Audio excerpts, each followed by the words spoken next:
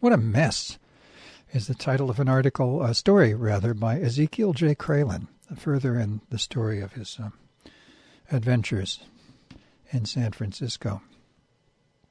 Ezekiel J. Kralin wrote email messages from October 11th to October 13th. Subject, what a mess. In this picture, Scampy is on the right, but I don't know who the other person is. What did catch my eye among the rubbish is a folding deck chair, which will do in a pinch for my own cheerful need until I get something better. However, in the last hour or so, since I took that snapshot, they're still out there, and Scampy is sitting on that chair. With any luck, it'll be left behind later in the day, and I can procure the goods. I keep checking via the hallway window to see if they've left, but they're still out there. Several indigents have parked there for the past 2 days, who've set up what I call a hobo street sale. I'm sure Deke would wake me up today, but no, and the whereabouts of him and pups remain unknown. But I'll bet you dollars to donuts he's conjuring up another flimsy justification for demanding 100 buckazoids advance payment, which would make this the 3rd time in a row. Not going to happen, no matter the hissy fit he'll probably play out. He swore he wouldn't do it again the last time around, and I'll hold him to it. But you never know. He just might decide to not give me any grief over this and resume our usual meetups in peace. That would be a relief beyond measure. Now get this, Watson. Last night, a couple of hours after I had removed my defunct office chair and replaced it with that bucket, I stood up to peer out my window because I heard a dog bark that sounded like Flacco. Alas, it wasn't her, so I returned to my workstation and plunked myself down into the chair that was no longer present and fell off the bucket with a resounding thunk onto the splintery, filthy old softwood floor. Fortunately, I'm in the envious possession of a solid, firm derriere that absorbed the entire shock like a plush cushion, and I came out of it unscathed and pain-free. Gee, thanks for nothing, I spoke aloud to my invisible bodhisattva guardians as I stood back up and set the bucket aright. No doubt they were having a most hearty laugh over pulling the seat from under me. How much longer is this going to happen, I wonder, whenever I'm in a drowsy state of mind? The need for a new chair is indubitably urgent, good doctor. 12:30 p.m. and still no Deke. But I got a ton of writing done in the past 2+ days during this troubling absence. I hope he comes around ASAP. No one else can deal with his bullshit except this protransient, intransigent pilgrim. Besides, I miss the brindle mutts already, as I always start to do mere seconds after they depart for the nonce. Subject, got my chair. It's the cheapest kind of chair you can get, but hey, it's a step above a bucket. It will do for now, that I can bide my time waiting for a cushy swivel chair to manifest. The chair is now covered with a decorative cloth, but it's so lightweight I wouldn't dream of just plunking my ass on it, like dropping a bowling ball onto a Tonka truck. There were actually 2 other chairs out there, believe it or not, but the one I picked was the best of the lot. The second one was all metal, with a concave meshed back, but it was way rusty. And the third chair sported a cushioned seat, though ragged and filthy, so the folding chair was just right, and Goldilocks Zeke made himself home in it. What's so funny is I also found a pristine pair of sneakers on my way to the bank shortly before I returned to hovel to discover a suitable chair in the ATM nook. I saw them lying beneath a tree, picked them up for a sniff, no stink at all, and sat down on a doorstep and tried them on. Perfect fit. So I dropped them into my backpack and continued my short trek, elated for the find. Upon my return from the bank, I stopped by Maury's corner store to purchase a couple of items. As he rung 'em up, I stood back with outstretched arms and asked if he liked my military look, for I was wearing the khaki jacket Deke gave me. "Is that from Russia?" he queried. Amusing first question to ask, good doctor. "I have no idea," I replied. "It's a gift from Deke, so God only knows where he got it, maybe in the Mission or UN Plaza, probably black market, because he does a lot of wheeling and dealing on the streets. I never ask him any questions when it comes to whatever gift he brings my way, not to mention the myriad devices he has me charge." I then told Maury it doesn't close in front. It's too narrow. But I didn't have the heart to tell Deke, since he presented it to me in honor of a soldier I once loved. "Is there a label in the back?" he persisted, so I removed it to discover a label not on the back but on the lining side of the right pocket. "I can't read it, though," I said while holding it before my squinting eyes, "not without my spectacles. Maury then whipped out a magnifying glass from below the till, a touch of the Sherlock in that fellow too, and told me to lay it down on the counter so he could take a closer look. But as you can see by the picture, it only states instructions on how to keep the jacket in tip-top shape and nothing else. Well, so much for its Russian origin.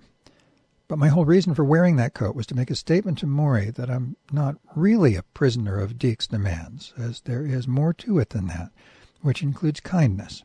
And I figured visual proof would have a better impact over verbal. After all, Watson, one picture is worth 1,000 words. P.S. Well, that was a corny ending to this missive, but I like it anyway. Please pass the borscht, Comrade Watson. Subject. Fuck, he's back. That's Carlson in the red hat sitting at the bus stop. I looked out my window just a moment ago and was most disappointed to see his unsavory visage once again. The nightmare continues. Subject. The $20 fiasco resolved. Not the way I had planned, but in a similar vein, albeit unexpected, and he did not even fly into a fury, but remained impressively stable. I was glad to see him, and the pooches, after a 3-day absence, the first thing he said to me was, "You short-changed me $20. "No, I didn't," I replied, and then he went off on a tangent how badly he needs the full amount, his words, of Sunday's allowance in advance, which should mean $50, because that's what I allot him gratis twice a week, Sunday and Thursday. No, Deke, that's way too soon. You got to wait till Sunday, and that's 4 days from now. Well, he kept pushing, finally making it clear that by full amount he meant 100, not 50. Not going to happen, I answered back.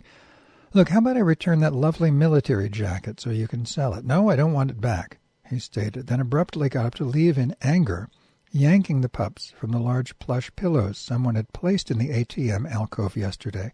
Don't do that, Dick, I ordered. Don't take it out on the dogs. That's just wicked. I could see they were confused, as they thought they were going to have a nice comfy rest on those pillows, and they hadn't even gotten settled in when he crudely pulled them off. He then looked at my feet. New shoes. Where'd you get the Nikes? I found them on my way to the bank yesterday, I replied. They look new. I got to have them. I need them, he exclaimed. How about giving them to me plus $50? Seriously, I queried. That'll work for you. He said, yeah.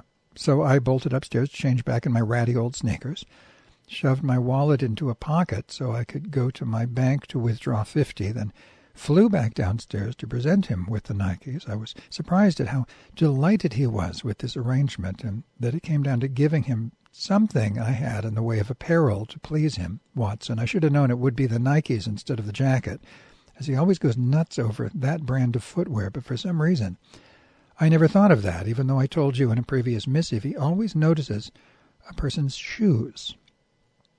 After returning from the bank, I handed him the cash in the usual Chase envelope and told him to count it out, verify it's the right amount. He did, then asked me to watch the dogs today, which I was hoping he would. Then off to the races he went, and I got the mutts settled in for what turned out to be another lovely day. Perfect weather, too, sunny and slightly warm, with a light, cool ocean breeze. I first watered and fed the pups, and when I was upstairs preparing their meal, I heard 2 old ladies' voices gushing sweet words over them. Oh, aren't you a darling? What a sweetie pie. Yes, I love you too. Turns out they know Deke, and I explained I live in this building, have been his friend for many years, and dog sit for him several days a week. He's a good man, said one of the both plump lesbian couple in silver hair. Then she paused and added with a frown, I hope he's not so fucked up now like he used to be. No, he isn't, I replied, but he is a challenge, because he needs to make more changes. She nodded her head and smiled with appreciation at my comment. They doted on the hounds a few more minutes, then bid me adieu, hopped into their vehicle, and varoomed up Market Street. Some time later, a young Japanese woman came by to compliment me over how well I take care of Deke's charges. I see her a lot these days, and she tends to show up only when the dogs are around. Very nice person, always encouraging Deke to take better care of the hounds, but never in a conflicting manner. She even kept Flacco company while I took her brother for a brief poopy walk up and down the block, and did the same when I switched doggies. You're an angel, she told me before departing toward No Street. These sweet little dogs bring out the best in me, I called back with a friendly wave.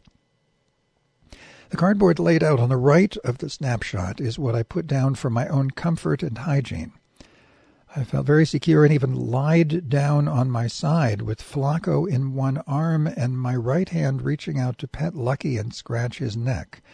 I was actually surprised how cozy I felt. Those corrugated cardboard sheets really make a difference.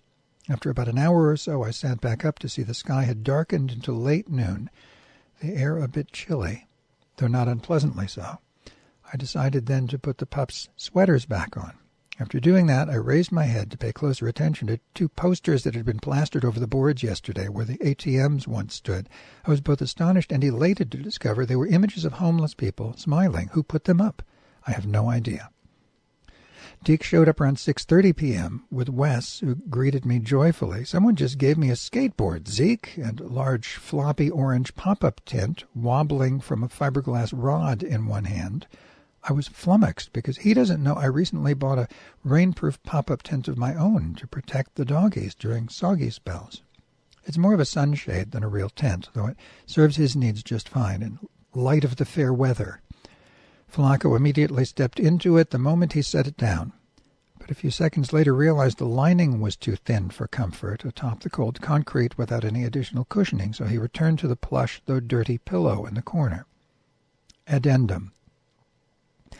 I decided the other chair, the one with a cushion on the seat and backrest, was better than the flimsy folding chair I took Havel yesterday because it is heavier and more solid, something I could feel more relaxed in. Besides, while it looks kind of seedy, covering it with the decorative length of cloth eliminates the eyesore. So I deliberated on when I should lug it upstairs. Nighttime, I concluded, so as less likely to run into any snoopy resident who might panic that I'm bringing in bedbugs.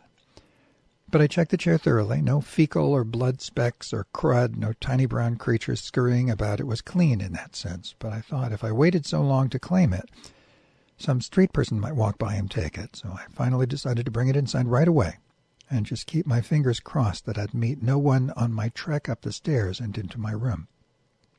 I opened the front gate with a chair tucked partly beneath my arm. The lobby was empty, and so was the first flight of stairs. So far, so good.